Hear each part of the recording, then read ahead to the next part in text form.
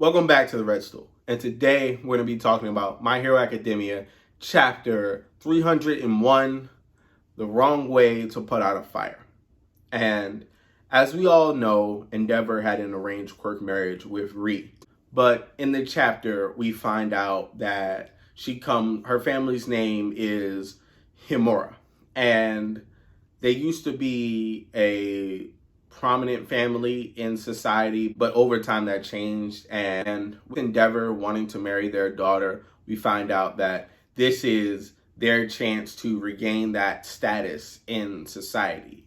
So this is why they were so open to allowing Endeavor to marry their daughter and, participate in this quirk marriage, which we find out are, they're considered to be taboo because at their core, it's human breeding. You're trying to make, all right, I'm going to add this to this. I'm going to make the best version of that.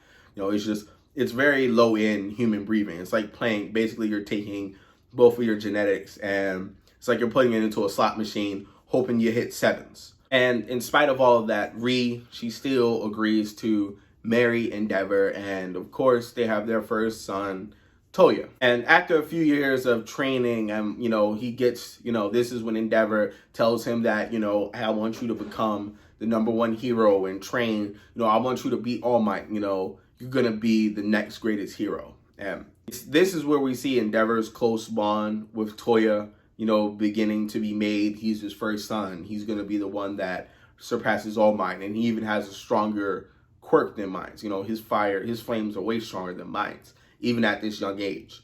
So, but as they go on, they're also finding out that he's also more prone to burning himself than Endeavor ever was. And in going to his doctor, they find out that he indeed inherited a stronger version of Endeavor's fire quirk, but he has his mother's physical build, which means his body is designed to withstand freezing temperatures and ice, not fire. So essentially he has a body that can't support his superpowered fire quirk. And, in learning this, of course, they're all both upset. And you can see the doctor, he hints at it. He's like, hey, but it seems like you guys might be involved in some sort of quirk marriage, which is pretty taboo in our society. So I feel like right there, it's just a failing in society, just because at that point, if the doctor suspected that, there should be laws in place, and he should be able to go to some of the people in, the safety committee or that are outside of that govern Hero Society and say, hey, I believe that Endeavor is involved in a quirk marriage, and we need to look into him, potentially suspend his license as a hero, or make sure he's not trying to breed children with stronger quirks so they can dominate the hero industry. Just because if they had systems like that in place to catch Endeavor and stop him in his tracks, he would have had to abandon that plan immediately and move on to something else. We could see a lot of this pain and anguish that's placed on his family. We could see a lot of it, it wouldn't have happened. He could have just moved on and figured something else out. But instead, their doctor just informs them that the reason, he burns himself so much is because his body can't handle the quirk. So, of course, they tell Toya this, they go home to him, they tell him, listen, he's like, you got to stop with the training, and you can't keep pushing yourself because you're only going to hurt yourself. Your body is not built to withstand your quirk. And Endeavor, he begins to push himself away and distance himself from Toya, just to try to, I guess, starve out that dream that he has and, take the fuel away from the fire. You know what? I'm not going to push you anymore. I'm going to tell you that it's pointless and you should just give up and move on to something else. Take the fuel away from the fire so it can't burn anymore. But it doesn't work. And Toya, he's a kid. He's confused. He's like, hey, Dad, what are you doing? Today's your day off. Like, we're not going to do any training. He's confused as to why his father keeps pushing him away. And then in turn, Endeavor goes to Ri, and he's like, he wants to have more children because he wants to get it right. He wants that perfect half hot, half ice.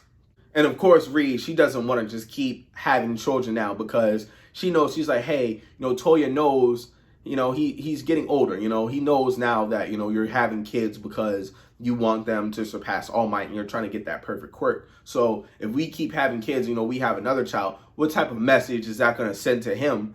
And, but of course, Endeavor, he's not going to be denied, his dream of surpassing All Might. So he pushes her to do it anyway, and they have, a daughter. And of course that doesn't work out. So it's just back to the cycle. And you can see Toya's reaction to them having more children. This only makes him train harder because he's not letting go of that dream of beating All Might. I'm going to show my dad that he doesn't have to give up on me. It doesn't matter if my body is not built to withstand my quirk. I'm going to keep training and I'll be able to figure it out. I know my body better than anybody. And of course, everybody around him, they see him every day. He keeps coming home with more and more burns. But even when his little sister tells him, hey, you should stop. I don't like it when every day you come home and, you're hurt. And he's like, you don't get it. I gotta be the one that beats that guy.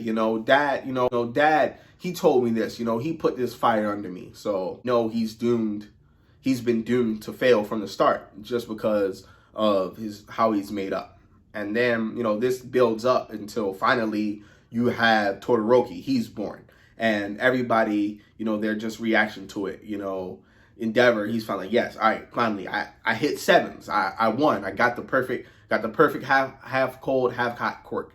Everything is going to work out, the way I want it to. And Reed, she has to be somewhat relieved because now it can all stop. He doesn't, she doesn't have to keep having kids for him to, neglect because they're not exactly what he wants to be. And of course, Toya, he's devastated because he's like, oh, great, that's exactly what my dad wanted. That's my replacement. But in the same token, beating the number one hero, it's all he has in life. That's the sole purpose in which he was born.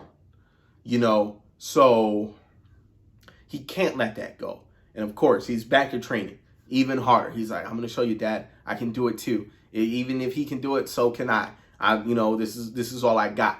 And, and he has this confrontation with Endeavor and, his family. He's like, stop it.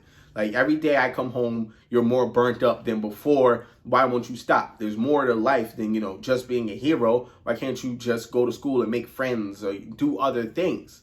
But, in return, how can he? This is his purpose. This is why the whole reason you had him as a kid. It's the whole reason you keep having other kids. You can't just throw him away just because he can't be the number one hero. Because he probably has it set up in his head that once he is able to surpass All Might, he can get all that love, care, and adoration from his father that he didn't get once his father realized that he'd never be able to surpass All Might. So, and it all builds up to a head because he's like, well, how can I go to school and just, hang out with the other kids because all they want to do is be heroes. They look up to All Might.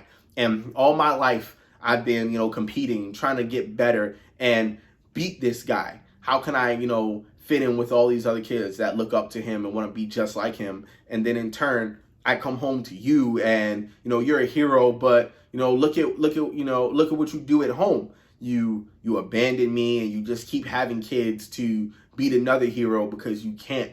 So there is where we see his distaste for hero society begin to form. And then he just lashes out and he attacks Todoroki. Ironically, you can see how similar he is to his mother because once his mother had hit her breaking point with Endeavor, she lashed out and burnt Todoroki's face. And now we see Toya, he snaps and he throws a wave of blue fire at him. And I can't imagine this situation ending much any differently than Ree's situation did when she burnt Todoroki when Endeavor found out about it and he beat her up because of it. So I'm pretty sure he's going to stop Toya and then in turn probably hurt him. He's probably going to stop him in a violent way. maybe we'll even see Endeavor snap on Toya and say, hey, listen, like you know you're not going to be the number one hero. You know what he has the potential to be. You know what he has the potential to become. Why would you attack him? So he could just further fuel those feelings of inadequacy inside of Toya. And so we can see that Horikoshi, he's kind of moving us to, we're about to hit some sort of resolution or end within the Endeavor family arc. And just because, at the end of the chapter 2, we see Ri, she's like, hey, you're not the only one hurting. You're not the only one who didn't see, that our son was capable of that day. And now we're about to see her take center stage in the conversation to everything that happened with the children and their marriage. We've seen the perspective from Endeavor's eyes and the kids' eyes, but now we're going to be able to see hers. And, so it should be able to shed a new light on, the family and give us that missing piece. That way we can move from, we can fully accept the past, and now we can move forward and see, how will Endeavor be able to atone for this? Will they be able to be any type of family? And of course, what's going to happen with Dabi, because he's just in the background enjoying all of this, and because he knows that Endeavor is going to have to go to the press and make a statement and face his past in front of the whole world against the media. And of course, they're not going to be supportive of him. They're not, we know that the media, they aren't always on Hiro's side, especially now that the number one hero in the world is having these allegations levied against him by his own son. So, Dabi, he's enjoying every minute of this. And what I'm curious about and hoping to find out next chapter is, is Dabi just talking to himself on that couch, or is there someone else there listening to him, guiding him? And the only person that I could assume that it would be All For One. I feel like that would be very fitting of the situation. And the same way that All For One was there to snatch up Shigaraki at his lowest moment, the same way I believe he was probably he could have been there to snatch up Dabi at his lowest moment after the incident in the park, which I'm sure we're going to get more of next chapter. So this was a good chapter for me. And one thing that kind of caught me off guard and surprised me was I didn't expect myself to see this many similarities between Endeavor and All For One. The action and the similarities between the actions that they took to raise someone that would surpass All Might. And if you look at them, you can really see the similarities when it comes to just how they're treating quirk manipulation, and they're trying to build this perfect quirk. You have Endeavor, he's basically playing with low-end genetic manipulation, trying to balance out his fire quirk with his ice quirk. And then you have All For One, who's deliberately experimenting on people and their quirks, fusing them, and he has people, I can give you 6 quirks, manipulating people in that way. So it shows you that, Hero Society definitely needs a lot of reform, and that the quirk marriages, it needs to be more than just a taboo. There needs to be an express law against it. And I know I said this last week, and I definitely feel this way now. It's just maybe we need to see this old Hero Society fall. That way we can build a new and a better one, where things like this are highly illegal. Any sort of quirk manipulation, whether it be, oh, I married you for your quirk, or experimentation, is illegal altogether. They should be treated as the same thing, because sure, Endeavor could have started off with, just trying to have kids who had the perfect half ice, half fire quirk. But what if that never worked out for him? Who's to say he wouldn't have gone another route, which is finding a doctor that would be willing to, modify his genetics with someone else's genetics and making the perfect kid that way. So, we just don't know. We got lucky and he had Todoroki, but if he hadn't, who knows how deep he would have gone to reach his goal of surpassing All Might.